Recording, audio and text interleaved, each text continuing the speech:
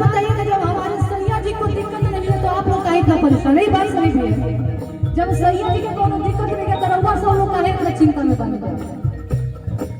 सैया के ना हमरा दिक्कत बा नहीं दिक्कत बा,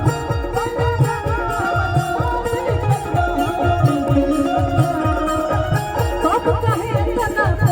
दिक्कत बा हो दिक्कत बा।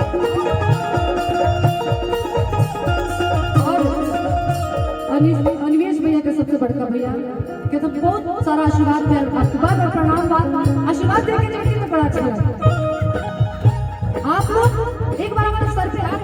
रख देंगे या भी किसी भी कोई भी कलाकार सबके सर पे हाथ रख देंगे तो सही है क्या ना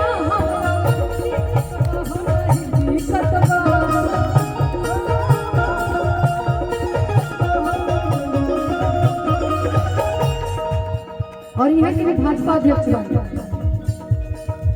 तो पक्का है तना पानी कतबा हो पानी कतबा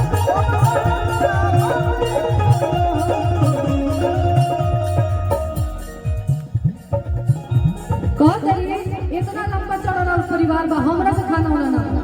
ए तो जयपुर में इतना गर्मी पड़ता हाँ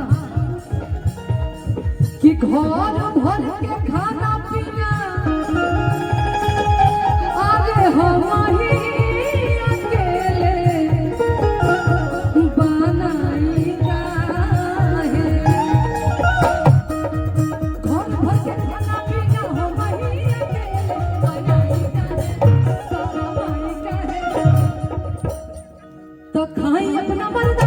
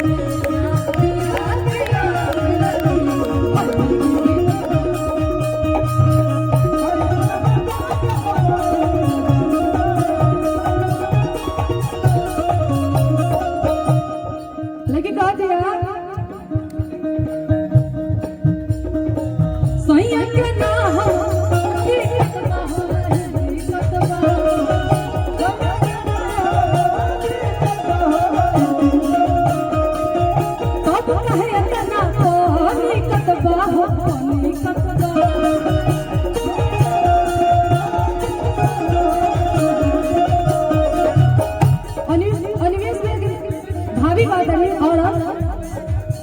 कि सैया अनिवेश जी के घरे मिलेला घबराई काहे,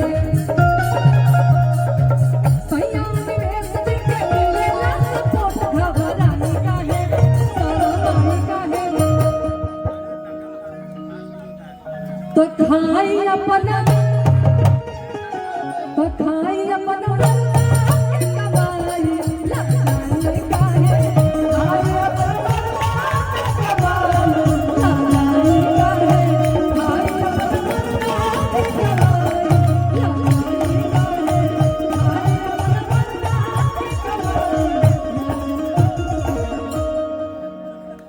अच्छा लगा तो ताली बजा के आप सब